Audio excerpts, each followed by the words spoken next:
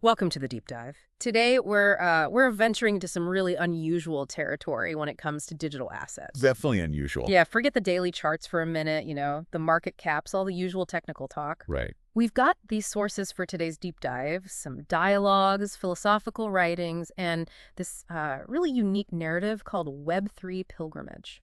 Fascinating stuff. It really is. And they challenge our whole understanding of something like XRP, which seems so cold, so numerical. Uh-huh. They make us ask, can a string of code, like an entry on a ledger, actually possess a voice? That's the big question. And maybe even stranger, can interacting with the blockchain, with this tech, be a kind of prayer? It sounds counterintuitive, doesn't it? It absolutely does. So it's a journey into the philosophy, the emotion, maybe even the spirituality of the digital world. It might just reshape how you think about value itself. It's a really compelling angle, and what these sources highlight is how these assets, go beyond just being tools or financial instruments. Right. They suggest they're platforms. Platforms for meaning, for creating value, and deeply tied into human connection, collective experience. So our mission today. Yeah, our mission for this deep dive is to really dig into this idea, this voice of crypto. What does it mean? And what does it mean to truly resonate with a digital asset? Resonance, right. We'll be using all these insights, trying to understand how these abstract concepts, voice, resonance, build these deeper, maybe even sort of sacred connections between people, the assets, and the communities that spring up around them. It's such a departure from how most people talk about crypto, isn't it? Total. Usually it's all transactions, speculation, but this suggests something deeper, emotional, maybe spiritual. Exactly. So let's start with the basics, or what seem like basics here. This concept of voice. When the sources talk about voice, they clearly don't just mean sound waves, right? Not vocal cords. No, not at all. They're really pushing us to redefine it. What is this voice, then, in this context? Okay, so if you look at the philosophy in these texts, especially in that Web3 pilgrimage piece, voice gets this whole other dimension. It's presented as something that gets its real power, its value, only when it actually moves someone deeply, emotionally. Move someone. Okay. Yeah, it's not about the objective sound, like decibels or frequency. Yeah. It's purely subjective. It's about the impact, how it gets past your intellect and hits you, in the heart, the spirit. So it has to connect emotionally. Precisely. For something to have a voice here, it isn't enough to just send information. It has to trigger a feeling, a visceral response. And that response makes you give it meaning, give it value. Like an experience, not just data. Exactly. An internal shift triggered by something external that speaks right to your core. Okay, and here's where it gets really wild. Yeah. The sources flat out state that a digital asset, specifically XRP, has a voice. Right. That's the claim. Which sounds paradoxical. XRP is data, right? A ledger entry, a number. How can a digital signature possibly communicate something beyond its programming? What does it mean for something digital to have a voice like that? That's the million-dollar question, isn't it? And it really pushes back against how we usually think about tech, that kind of reductionist view. But think about humans. We're wired to find meaning, right? We make stories, we find narratives, even in abstract things and patterns in what we perceive as sound. Okay. So when XRP is described as having a voice, it's moving beyond just being a tool for finance or data transfer. Right. It suggests XRP carries, maybe an implied story, an inherent character, maybe a promise or a vision that certain people can somehow perceive and connect with. A promise or vision, like from the code itself or from the community? Probably more from the community and its interpretation of the code and its purpose. Think of it less like a technical spec sheet and more like a cultural object, something that's been filled with collective hope, intention, belief. Maybe its design, its speed, its original goal helps shape this character. Yeah. But it's really the human meaning projected onto it that gives it this voice. So we project the meaning onto it. Yeah, it speaks to that deep human need for connection, for understanding. We project meaning onto symbols, turning tech into a vessel for shared beliefs. Yeah. It's almost like the collective belief around XRP has given it a kind of identity, a presence you can feel and respond to. Wow. Okay. That's a lot to unpack. An abstract thing conveying a narrative through projected meaning. Right. So let's connect that to the next piece, resonance. How does this voice then create resonance in people? The sources give us this incredibly vivid example, Genji. Ah, Kenji's experience, He yes. describes looking at the XRP chart, just numbers on a screen for most of us, and feeling it resonate deep in his chest, like a physical sound, almost brings him to tears. Yeah. That's such a personal, emotional, almost physical reaction to data. What is this resonance? How does a digital asset do that? Kenji's story is the key illustration here. It brings up this idea of a resonating body inside each of us. A resonating body? Yeah, it's not just passively taking in info. It's an active, internal, often unconscious response, like a tuning fork. Right. You strike one fork, and another one tuned at the same frequency nearby starts vibrating too, right? Right. In sympathy. Right, I get that. So the voice of XRP, with its story, its character, it strikes a chord within Kenji's own resonating body. It suggests our own emotional makeup, our values, our hopes, our sensitivities.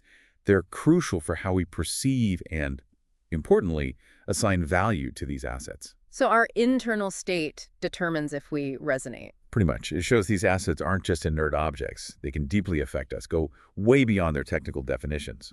The Web3 pilgrimage talks about how we're predisposed to find meaning, find stories in what we perceive as sound, whether it's actual sound or this abstract vibration of an asset's purpose and community. When XRP's voice hits a responsive, resonating body in someone, you get that deep emotional reaction Kenji felt. It's this internal thing where something external triggers profound personal meaning, makes the abstract feel incredibly real. That's where subjective value really starts then, beyond the market number. Exactly.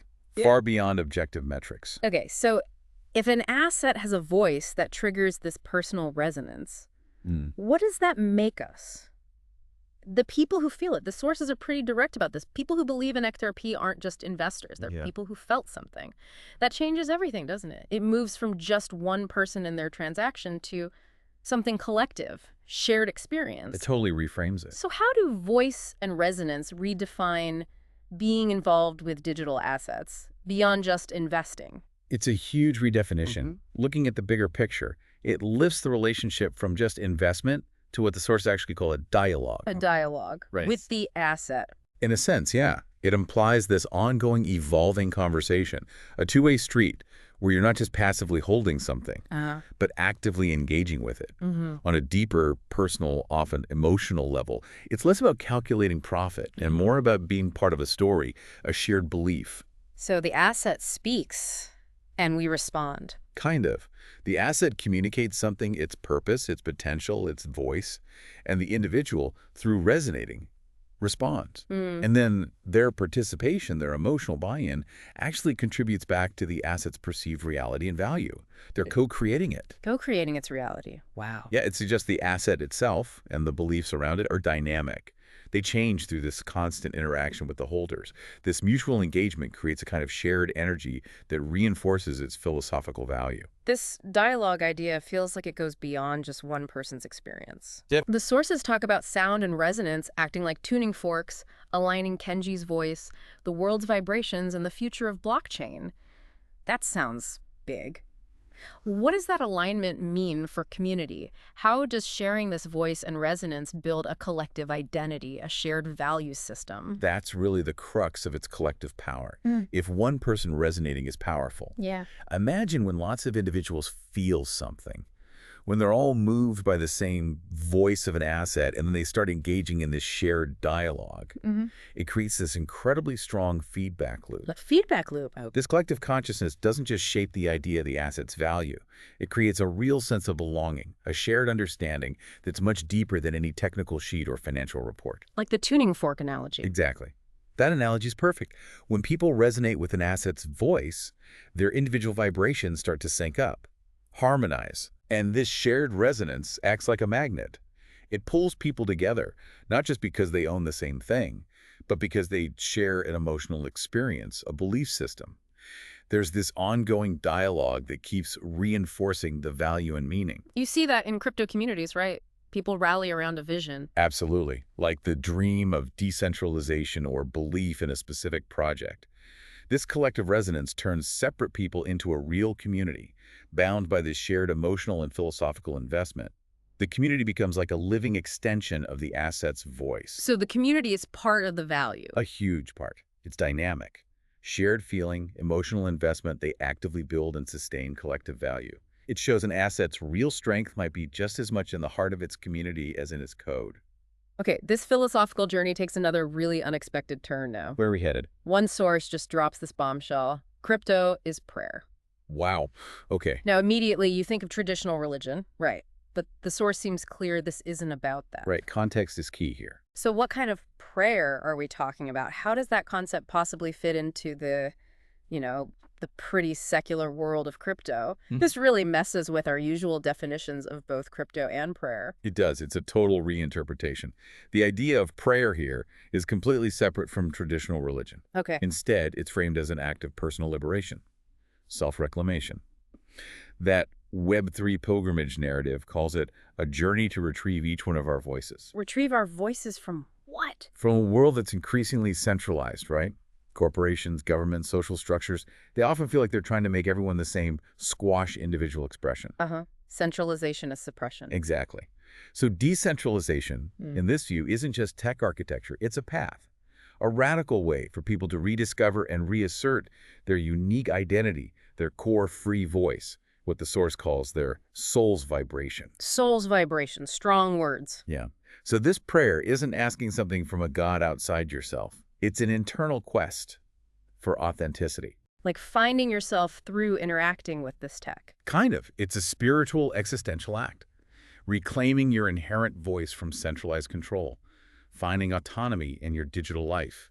So engaging with crypto becomes like an active meditation, a daily practice maybe, connecting with and expressing your true self in this decentralized space. Building a world where your own voice matters more. Exactly. Unmediated by the usual authorities. That's a really powerful way to frame decentralization. And it gets even more interesting. How so? The sources make this connection, this historical parallel, to a figure named Ipin Shonin and his Odori Nenbutsu, a dancing prayer. Ah, the dancing prayer, right. Apparently, it wasn't about strict rules or dogma. It was spontaneous, joyful, a surge to resonate here and now, people dancing and chatting together, totally unscripted. Collective ecstasy almost. Yeah.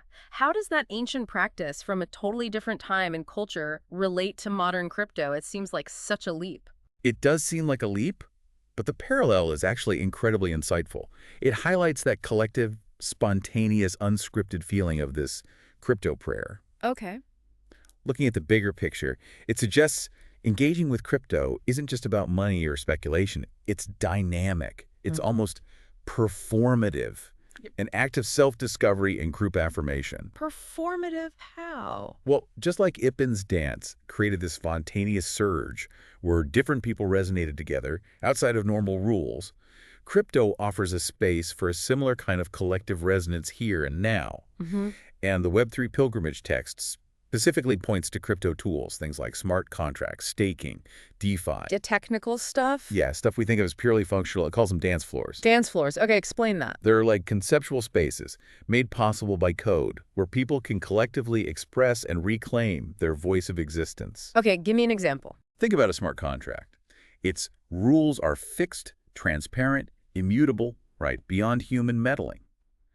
That also fosters a kind of detachment because you can engage without belonging to a central authority controlling the rules. Oh, okay. Detachment through code. Or staking. Yeah. You're actively helping secure the network, lending your voice or your capital to its strength. Or DeFi, interacting directly, no middleman. It's a direct dialogue between you and the system, you and the assets. So the tech itself becomes the space for this expression. Exactly. This viewpoint transforms technical interactions into something deeply personal, collective, even spiritual. It's finding freedom, expression, purpose within these decentralized systems, letting your soul's vibration join this bigger collective surge, like a dance or chant that goes beyond words or money. The surge is the prayer. That is a powerful metaphor. The tools as dance floors. Okay. And then building on that idea, liberation, connection outside normal structures, the sources bring up Web3 detachment. The shoku, I think, with the Japanese term. Yes, the shoku. Now, detachment usually sounds like Checking out, right? isolation. That's the common understanding, yeah. But here, it seems much more subtle. It's not running away, but something else. What is detachment in Web3, according to these sources? This is really fundamental to the philosophy in the pilgrimage, and it poses that key question. Can you be free, autonomous, but still deeply connected? Right. And the sources say loud and clear, Dashoku, this detachment, is not about escaping or isolating. Okay, so what is it? It's defined as engaging without belonging, resonating without dependence. Engaging without belonging, resonating without dependence. Say more about that. Okay, think about contributing to a DAO, a decentralized autonomous organization. You might offer your skills, vote on things, share in the results. But you're not an employee in the traditional sense. You're engaging, but you don't necessarily belong to one single company structure. That's engaging without belonging. Got it. And the other part? Resonating without dependence. Maybe like putting assets in a liquidity pool. Your funds are part of a bigger system, resonating with its goal, maybe earning yield. But you're not dependent on one specific bank or institution holding it for you. You can usually pull it out based on the protocol's rules. So connected, but not trapped. Exactly.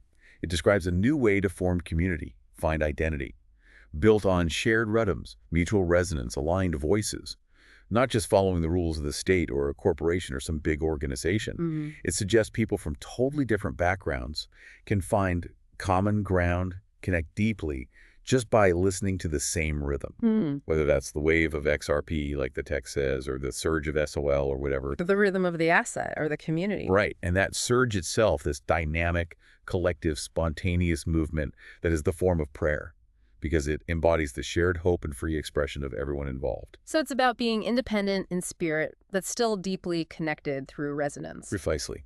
Being fully present, fully active, but not bound by the old, often limiting structures. Yeah, that's a really liberating way to think about engagement. So if we boil all this down, this deep dive into philosophy, what's the core message? The main takeaway for someone listening? It feels like it comes together in one really powerful line, the source of stress. Reclaim your voice before your wallet. Yes, that nails it. That statement just seems to capture the depth we've been talking about, doesn't it? Prioritize your inner self, your authentic expression, over just the money. Absolutely. That statement is the philosophical anchor for this whole narrative. Reclaim your voice before your wallet. It's a fundamental shift in priorities, especially now in such a materialistic, financially focused world. It's a challenge to how we usually measure value. Totally. It challenges the idea that value is mainly about money. It says, no, true value, true freedom comes not from how much crypto you stack in your wallet, but from finding and expressing your unique self, your irreducible voice. And so if you lose touch with yourself chasing gains, then the gains become hollow, right? Maybe meaningless.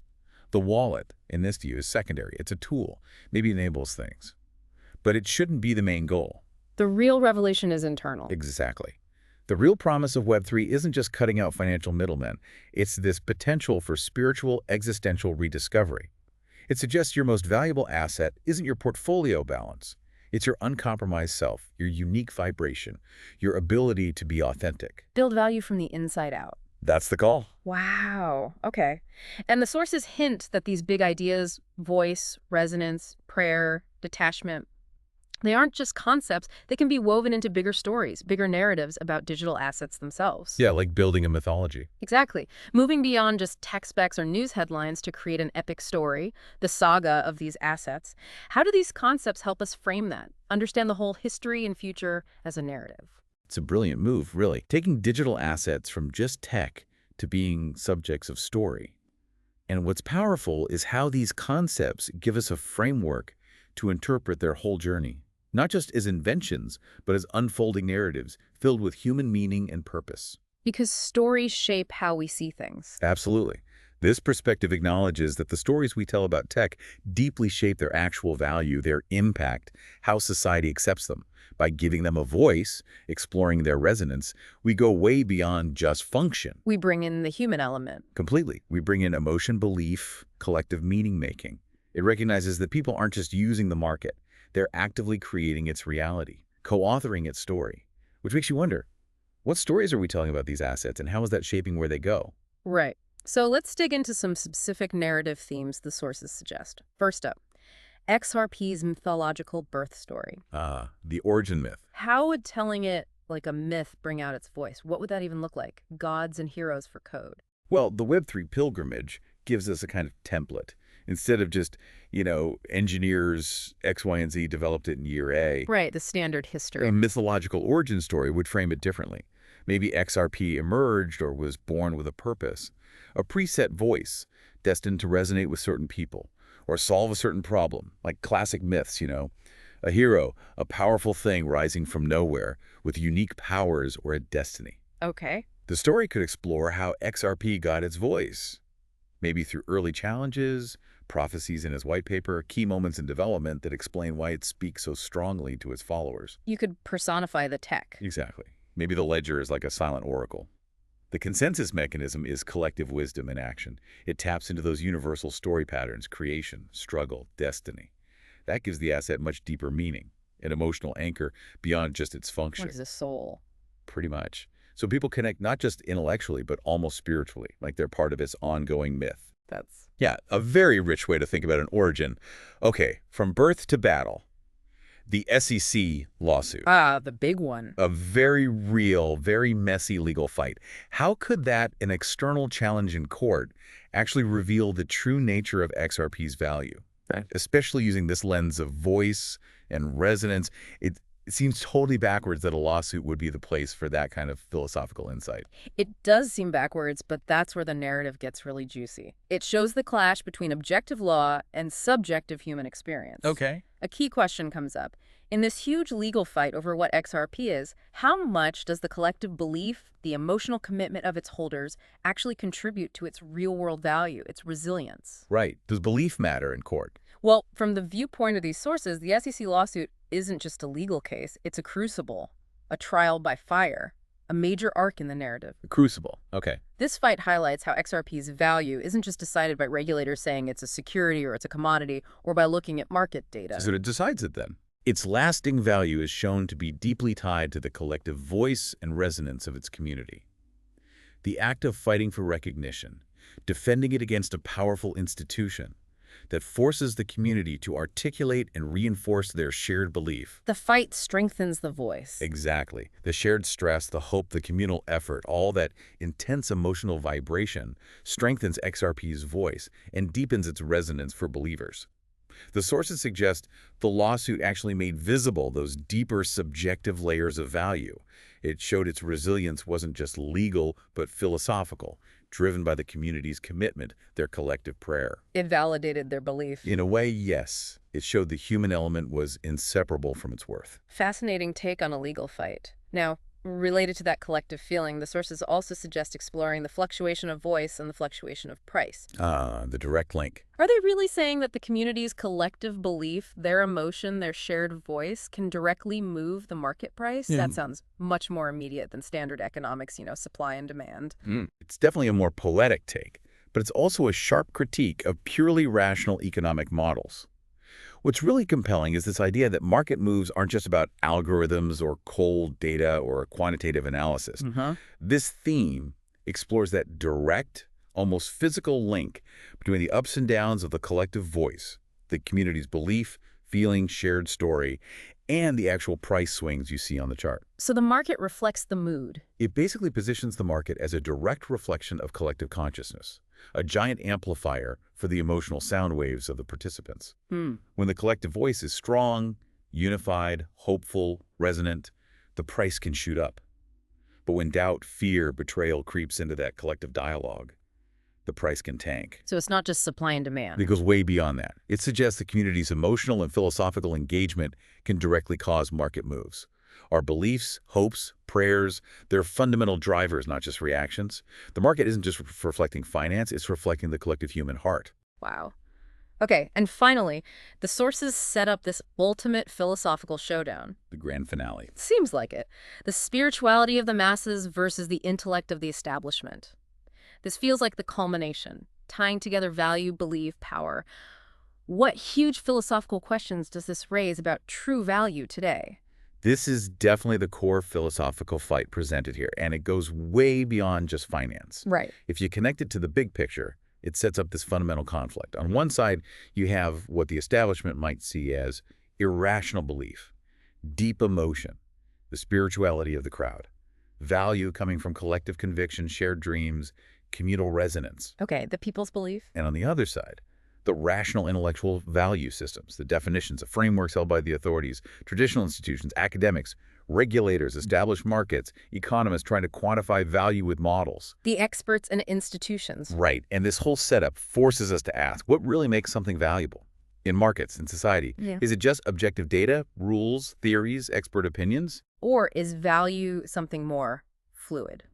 Something that grows organically from deeply felt, often non-rational beliefs. From emotional resonance, collective spirit, the shared prayer of the people involved. It really makes you question who gets to decide what has value. Exactly. It raises this huge, unsettling but vital question for our time. Whose definition wins, and why?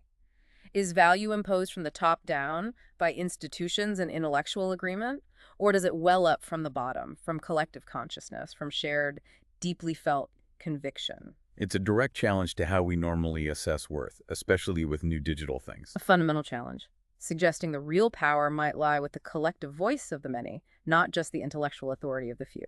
So we have really gone deep today, exploring voice and resonance not just as nice ideas, but as actual forces shaping how we interact with digital assets. Yeah, it's been quite a journey. We've looked at crypto as a kind of prayer for liberation, unpacked Web3 detachment, and even saw how these ideas create whole new narratives, new stories for assets like XRP. It's been definitely a mind-bending perspective, asking us to look at something technical and see the human, the emotional, even the spiritual side. It leaves us with a really provocative thought to mull over, doesn't it? Yeah, what's that?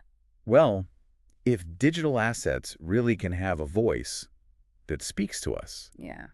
if they can trigger this deep personal resonance, then what does your digital asset sound like? What story is it telling you? And as you move through this digital world, what hidden prayers, what deep dialogues might you already be part of? Maybe without even realizing it. Wow. Just think for a second about how your own feelings, your own beliefs, your unique voice, they might be actively shaping the value you see, not just in crypto, but in everything. A value that goes way beyond what any chart or spreadsheet could ever capture.